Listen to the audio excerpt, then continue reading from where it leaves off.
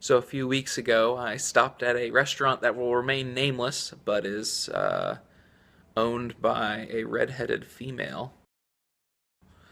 The experience was terrible, and here's why. The lesson that I pulled from it anyway. They had just remodeled the entire restaurant. Looked wonderful. It was the nicest looking fast food restaurant I've ever been in.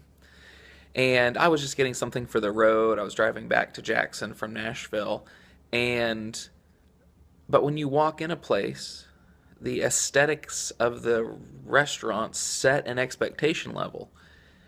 And the bathroom was dirty, the service was slow and not competent. In fact, it took a manager to finish my transaction. The manager was actually redheaded, which was hilarious to me, but I didn't think they'd find it funny at the time. But the expectations were set super high because of the style of the restaurant.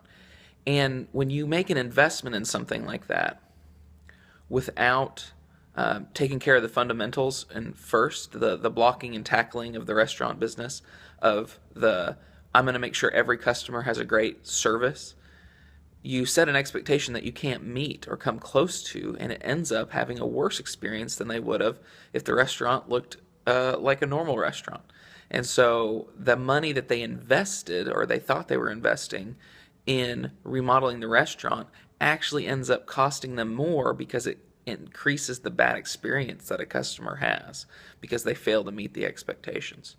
And so the money would have been better spent on simply hiring better staff, maybe paying a little bit more, maybe doing more training.